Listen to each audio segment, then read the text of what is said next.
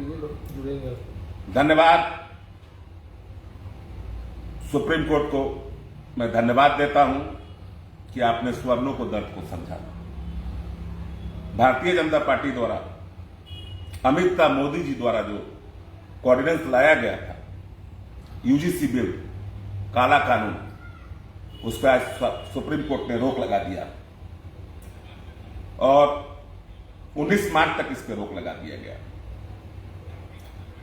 मैं धन्यवाद देता हूं न्यायालय का, मैं न्यायालय का सम्मान करता हूं कि देश में अभी कानून बचा हुआ है।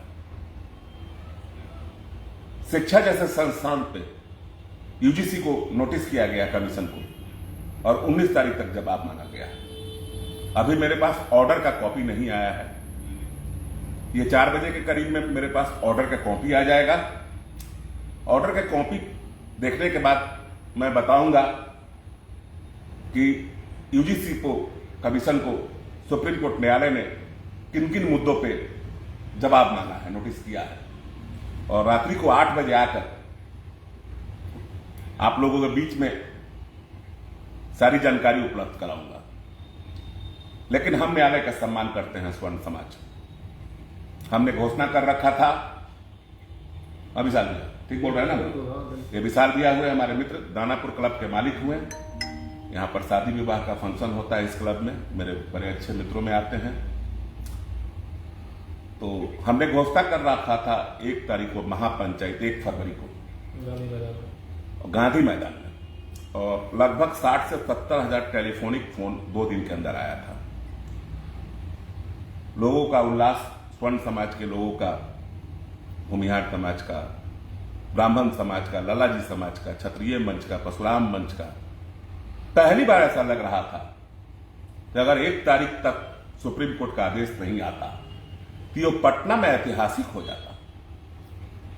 जिस तरह टेलीफोनिक लोग मुझे कर रहे थे और जिस तरह सोशल आईडी पर लोगों ने पोस्ट किया था, मैं धन्यवाद देता हूं बिहार और अपने देश के स्वर्ण समाज के सभी नेताओं का।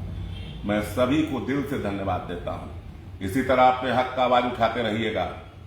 लड़ने का आदी है हम लोग लड़ते रहेंगे। और मैं धन्यवाद उनको भी देना चाहता हूं, स्वर्ण समाज के एमपी और सांसद और विधायक का। आप लोग भी इसी तरह चुप रहिएगा। स्वर्ण समाज के सभी लोगों ने देखा है कि कौन क्या बोला है। सदन में जाकर सो जाइए, क्या जरूरत है, क्या जरूरत है हमारी आवाज उठाने का। आप खुश है ना, आप एमपी हो गए, आप विधायक हो गए, आप खुश रहिए। मेरा काउंटर हो जाए, 35 करोड़ लोगों का हत्या हो जाए, इससे आपको क्या मतलब है? आपकी खुशी होगी, आपके बच्चे अमेरिका पर है, आपके बच्चे जापान पर है, गरीब के बच्चों से तो आपको मतलब है नहीं। लेकिन मैं इसके लिए अपने ही समाज के, स्वर्ण समाज के लोगों को कहता हूं, इसकी भी गलती आप ही लोग करते हैं। ऐसे लोगों को सदन में चुन के भेजते हैं कि जो आपकी आवाज तक नहीं उठा पाते हैं। 5 साल बीतने में टाइम नहीं लगेगा। ऐसे लोगों से सावधान हो जाइए जो अपने स्वार्थ में अंधे हो चुके हैं। और 5वें साल बदल देना है, वैसे लोग बोलना है जो शेर की तरह दहाड़ करे, जरूरत पड़ने पर ये सांसद बने और विधायक बने तो रिजाइन करने का भी दम रखे। भारत में स्वर्ण समाज को मिटाने वाले, इस बिल को बनाने वाले, शिक्षा जैसे संस्थान पे सुदामा और कृष्ण को, मित्रता को कलंकित करने वाले स्वर्ण समाज के लोग आपको कभी माफ नहीं करेंगे। ये चीज हम लोग अपने मन में रखेंगे। और ऑर्डिनेंस पढ़ने के बाद, सुप्रीम कोर्ट का ऑर्डिनेंस, अगर बीच में अगर कोई भी फैसला हमारे विपक्ष में आता है तो हमें शांत नहीं रहना है। जिस तरह आप लोगों ने एकता का परिचय दिया है, हर जगह संगठित होइए, हर जगह लोगों के बीच में रहिए। हमें किसी के घर से मतलब नहीं है, लेकिन हमारे घर को कोई कमजोर करेगा तो फिर हम लोग बोलेंगे ही ना, हम लोग चुप नहीं रहेंगे। मैं सभी स्वर्ण समाज के साथियों को, मैं सभी समाज के माताओं बहनों को, सभी को मैं अभिवादन करता हूं कि आपकी लड़ाई थी, आपके दम की लड़ाई थी। आप लोगों ने जिस तरह देश भर में आवाज उठाया, सुप्रीम कोर्ट न्यायालय को सुनना पड़ा। अगर इसके विरोध में अगर कोई भी कानून पास किया जाता है, अगर शिक्षा जैसे संस्थान में, खेल जैसे संस्थान में अगर पास किया जाता है तो कल भी हम विरोध करेंगे, हम रहें या ना रहें, मुझे उससे मतलब नहीं है। लेकिन हम उनको भी नहीं रहने देंगे जो हमें नहीं रहने देना चाहते हैं, हम उनको भी मिटा देंगे। अभी भी आवाज दे रहे हैं। जिस स्वर्ण समाज ने आदरणीय मोदी जी, आदरणीय अमित शाह जी को राज तिलक लगाया, अगर उस स्वर्ण समाज को अगर आप लोग मिटाना चाहते हैं, भारतीय जनता पार्टी के आपसी मतभेद को 35 करोड़ का स्वर्णों का अगर आप स्वीकार करना चाहते हैं तो इतिहास पढ़ लीजिएगा मोदी जी, शाह जी, कि हमने शुरू से ही बलिदान और त्याग किया है, हमारे इतिहास में रहा है। बलिदान त्याग करने की बात आएगी तो स्वर्णों के बच्चे के खून कमजोर नहीं है। अगर हम हिंदुस्तान के लिए लड़ सकते हैं तो अपने अधिकार के लिए भी लड़ सकते हैं। हमें अब कोई अधिकार से वंचित करेगा तो हम जरूर देश के हर कोने में हम लोग फैले हुए हैं। हमारे भाई इतने स्वर्ण समाज के मजबूत हैं कि अपनी आवाज के लिए, अपने समाज के लिए, अपने बेटियों के लिए, अपने बच्चों के लिए वो जरूर आपका विरोध करेंगे। फिर आपको भारतीय जनता पार्टी के उन नेताओं को मैं कहना चाहूंगा कि हमारे स्वर्ण समाज के बच्चों से छेड़खानी ना करें। अगर ये छेड़खानी करेंगे तो अभी हम लोग जिंदा हैं, ठीक है, वो एमपी और विधायक आपकी अधीनता स्वीकार करते हैं, लेकिन बहुत सारे ऐसे लोग हैं स्वर्ण समाज में कि जो आपके विरोध में भी जाकर हम लोग बलिदान और त्याग समझते हैं। अगर अब आप हम लोग कमजोर पड़ जाएंगे तो खुद को मिटाने का क्षमता रखते हैं और देश में इतनी स्वर्ण समाज के लोग देह में आग लगा लेंगे, ट्रेन के आगे कट कर मर जाएंगे कि आप लोग का कलेजा डोल जाएगा। और जरूरत पड़ने पे अगर नहीं माने तो लड़ाइयां भी लड़ेंगे, फिर तलवारें उठेगी और फिर हम लोग लड़ेंगे आपसे। स्वर्ण समाज को मिटाने की भूल मत कीजिएगा। मैं फिर से सुप्रीम कोर्ट को धन्यवाद करता हूं, मैं सभी भाइयों को धन्यवाद करता हूं, मैं न्यायालय के सुप्रीम कोर्ट पर बैठे मीडिया बंधु को भी मैं धन्यवाद करता हूं। मेरे आवाज के बाद आपने जिस तरह स्वर्ण के मीडिया बंधुओं को, सभी को मैं धन्यवाद करता हूं। हमें ओबीसी से कोई आपत्ति नहीं है, हमें एसटी एससी से कोई बात नहीं, हम तो कल भी आपके समर्थक थे।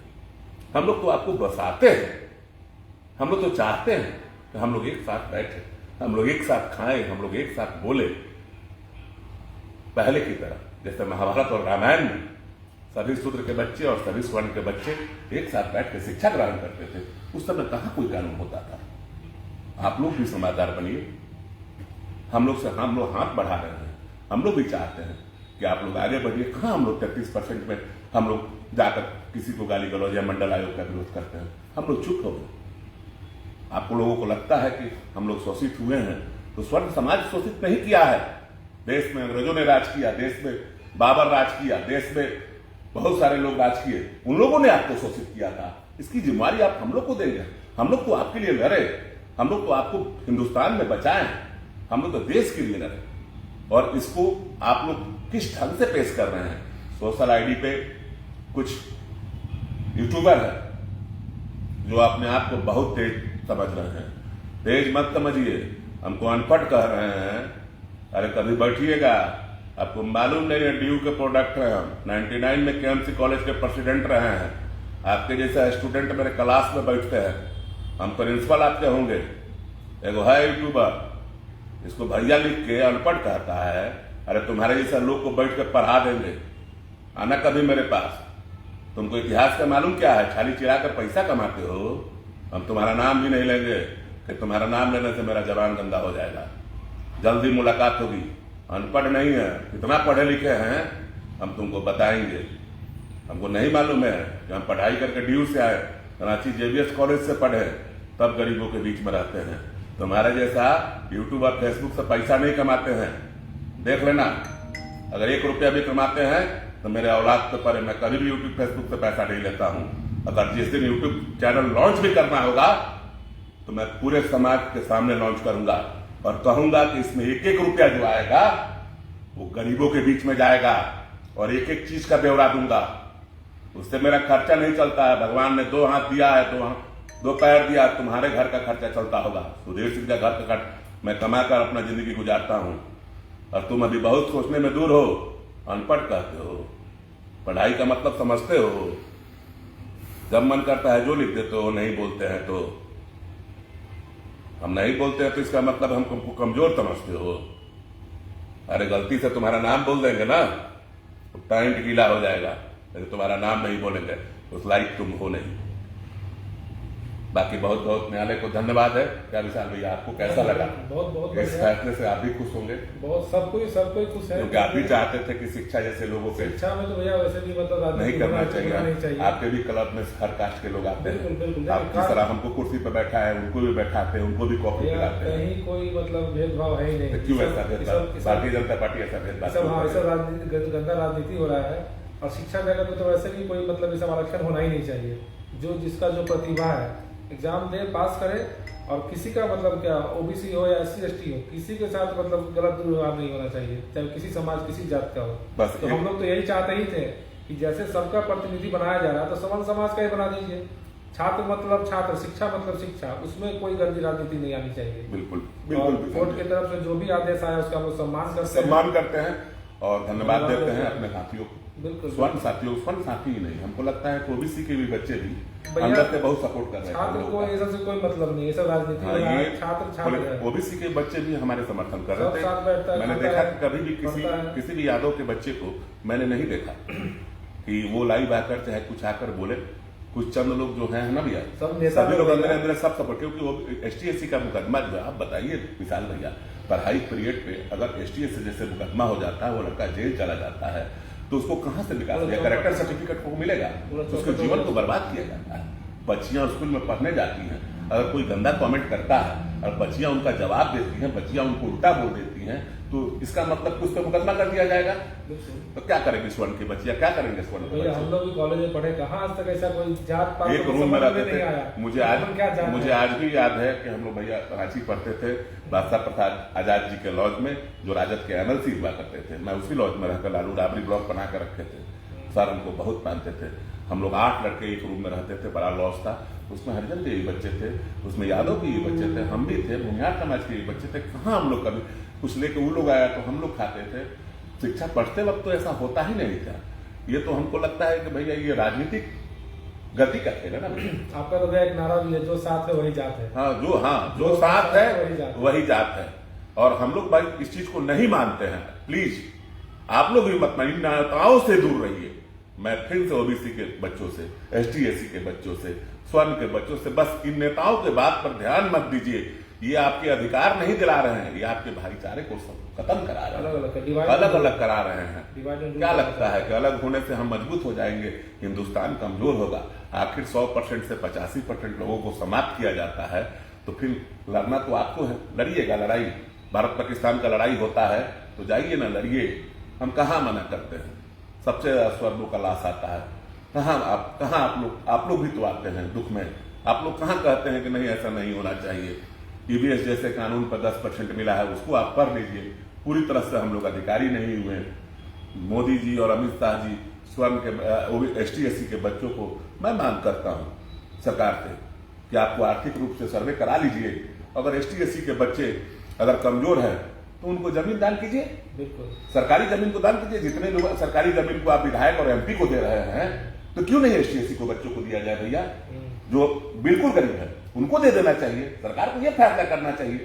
क्यों नहीं करेगा? विधायक MP को देने के लिए आपको 2-2 कट्ठा जमीन है, ऑफिसर को देने के लिए इतनी बड़ी कोठी है, आपको रहने के लिए 50 बीघा में कोठी चाहिए, लेकिन स्वर्ण को बच्चों ST/SC के बच्चों को 1 कट्ठा जमीन नहीं दे सकते हैं। सर्वे करा लीजिए, जातीय सर्वे करा सकते हैं, तो क्यों नहीं आर्थिक सर्वे करा सकते हैं? आर्थिक आधार पर दीजिए ना भैया, हम लोग तैयार हैं। क्या मिलने वाला है? किसी का हक नहीं छीना किसी का हक नहीं छीना जाए। मैं तो उन लोगों का भी समर्थक हूं। क्यों होना चाहिए ना? अगर होना चाहिए तो ST/SC के बच्चे आप लोग मांग कीजिए ना कि आर्थिक आधार पर सर्वे कराकर हमें भी जमीन मिलना चाहिए, जिस तरह विधायक और MP को मिलता है। वो स्वर्ण के विधायक को, चाहे ST/SC के विधायक को, चाहे OBC के, कोई भी विधायक MP जो है 2 कट्ठा के नीचे पटना में नहीं रहता है, 2 बीघा के नीचे। दिल्ली में जाइएगा तो 4-4 बीघा में रहता है कोई भी विधायक। और फिर से वो फ्लैट का किराया हम लोग नहीं दे पाते हैं, चाहे वो स्वर्ण के बच्चों है चाहे OBC के बच्चे। मंत्री का किराया है 1800 रुपये। बताइए, 1800 रुपये फ्लाइट का मंत्री का किराया। फ्लाइट पर चढ़ते हैं, ट्रेन पर चढ़ते हैं। इस चीजों को खत्म कर दीजिए, खत्म कर दीजिए सबके लिए। इस फंड को खत्म कर दीजिए। मंत्री विधायक ST/SC को, चाहे स्वर्ण को हो चाहे OBC को, इसको खत्म कर दीजिए। उनको सुविधा देना बंद कर दीजिए, उनको भी आम आदमी की तरह दीजिए। तब लगेगा मोदी जी कि आप देश हित के बारे में सोचते हैं, तो अपने खाइएगा खीर, हम लोग को खिलाइएगा आलूआ, तब तो आप खुद स्वार्थी है। आप जाते हैं तो 10 लाख का फूल बंटवा लेते हैं, उसमें से 10 रुपया काट के दे दीजिए ST/SC को। चुनाव में इतना खर्च होता है, सभी का जांच कराइए। कौन गरीब का सुन कहाँ रहा है? 10,000 रुपया देकर बेवकूफ बना दिया जा रहा है। पर आप लोग बेवकूफ बन रहे हैं, आप लोग सरकार को समर्थन दे रहे हैं तो देते रहिए। हम भी NDA का समर्थक है, हम तो समर्थन करते हैं, हम लोग NDA का समर्थक है। लेकिन मोदी जी, शाह जी, कम से कम ये भी सोचिए कि सब हटा दीजिए ना। विधायक, मंत्री, MP, MLA को जितना ही फोर्स गार्ड देते हैं, टोए सुनाई देता है, अरे उनको भी आम आदमी की तरह चलने दीजिए। देखिए हाफ पैंट पहन के अकेले बैठे हैं, कहाँ राइफल बंदूक गार्ड बॉडीगार्ड लेकर हम लोग बैठे हुए हैं। लेकिन वो जब आएंगे तो टोए हमारा पूरा मोहल्ला गूंज जाएगा। पूरे लोग, चाहे OBC को लोग है, चाहे स्वर्ण के लोग है, उनकी नींदें उड़ जाती है। टोए करियक्का पियक्का वर्दी इतना ना उतरने लगा विशाल भैया कि आधा लोग सारा प्रोटोकॉल, किसी शादी में जाएंगे तो ठेला ठेली शुरू हो जाता है। उनको भी आम आदमी की तरह चलने दीजिए, तब ना लगेगा कि हाँ हिंदुस्तान को आप सामान्य देख रहे हैं। तो सामान्य सिर्फ आम लोगों के लिए रहेगा, बड़े लोगों के लिए नहीं रहेगा, MP विधायक के लिए नहीं रहेगा, प्रतिनिधि के लिए नहीं रहेगा, सबके लिए कीजिए, सबके लिए कीजिए। उस दिन लगेगा कि भारतीय जनता पार्टी अच्छा काम कर रही है, और उस दिन और पूरा हिंदुस्तान समर्थक हो जाएगा आपका।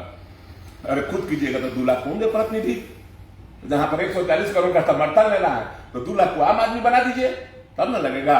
मोदी जी आप भी रहिए किसी अच्छे फ्लैट में, अमित शाह जी को रखिए, छोटा छोटा फ्लैट बताइए। जितने बड़े बड़े कोठी जो बने हुए हैं मंत्री विधायक के लिए, वो सबको छोटा करा दीजिए, सबको 2-2 रूम दीजिए। सम्मान देना तो सब ये समानता हो गया। समानता ये नहीं हुआ, समानता का मतलब ये होता है आप समानता लाइए। तो हेलीकॉप्टर से चलना है, फ्लाइट से जाना है, तो कभी कोई मर जा रहा है, तो कभी कोई मर जा रहा है। ट्रेन का रिजर्वेशन में भी आप आरक्षण दे दिए, समझ में नहीं आता है। लेकिन मैं फिर से सुप्रीम कोर्ट को भी हम लोग धन्यवाद देते हैं। स्वर्ण एकता जिंदाबाद, स्वर्ण समाज जिंदाबाद। जिस तरह आप लोग अपने अधिकार के लिए लड़े हैं, मैं आप लोगों को धन्यवाद देता हूं। ये हक की लड़ाई सिर्फ सुधीर सिंह की नहीं थी, विशाल सिंह की नहीं थी, ये पूरे स्वर्ण समाज के 35 करोड़ लोगों थी। आप लोग जागृत हुए, न्यायालय को सोचना पड़ा, हम न्यायालय को कोऑर्डिनेंस लेना पड़ा, पिटीशन लेना पड़ा, और जिस तरह रोक लगाया गया है, मैं फिर से सुप्रीम कोर्ट 1 तारीख को जो हमारा महापंचायत गांधी मैदान पटना में है, हम लोग न्यायालय को सम्मान करते हुए उस महापंचायत को कुछ दिनों के लिए टालते हैं। अगर फैसला हमारे पक्ष में विरोध में फिर जाता है, इस बार जो महापंचायत होगा वो पूरे पटना देखेगा, पूरा बिहार, पूरा देश देखेगा। अगर हमारे फैसला शिक्षा जैसे संस्थानों में हमारे फैसला पक्ष में आता है तो निश्चित है कि महापंचायत नहीं होगा। नहीं तो फिर से हम लोग अंदर तैयारी करेंगे, हम लोग इंतजार करेंगे, स्वर्ण समाज इंतजार करेगा कि ऐसा कौन। तो मैं अपने भाइयों से, स्वर्ण भाइयों से यही कहूंगा कि काफी लोग को यह वीडियो जा चुका है भैया, लगभग लोग कहीं बाहर के, बिहार के हर कोने से आने के लिए तैयार थे। तो इस वीडियो को इतना शेयर कीजिए कि 1 तारीख को जो 1 बजे गांधी मैदान में हम लोग जो महापंचायत रखे हुए थे स्वर्ण समाज को, उसको कैंसिल किया जाता है, उसको तत्कालीन रद्द किया जाता है। न्यायालय का सम्मान करते हुए हम लोग इसको रद्द करते हैं। और आप लोग इस वीडियो के जरिए प्लीज मेरे भाइयों, मेरे साथियों, मेरे स्वर्ण समाज के भाइयों, इस वीडियो को शेयर करके, अगर कोई पटना गांधी मैदान अपने खर्च पे आता है, अगर औरंगाबाद से आता है, भागलपुर से आता है, कहीं से आता है, तो मैं नहीं चाहता कि उनका पैसा बर्बाद हो। तो इस वीडियो को जरूर शेयर कर दीजिएगा कि वो कम से कम हमारी आवाज को सुन के वो नहीं आए। और जहां पर भी आप लोग हैं संगठित होते रहिए, न्यायालय का फैसले का इंतजार करते रहिए। जैसे ही न्यायालय का फैसला आएगा 4-5 बजे के करीब में हमें ऑर्डर शीट मिल जाएगा। मैं 8 बजे लाइव आकर UGC कमीशन को किस मुद्दों पर नोटिस किया गया है आप लोगों के बीच में जानकारी दूंगा। मैं और मेरा मित्र विशाल सिंह दानापुर, मैं सभी लाइव में जुटे अपने साथियों को धन्यवाद देता हूं। सभी स्वर्ण साथियों को स्वर्ण एकता जिंदाबाद, धन्यवाद न्यायालय।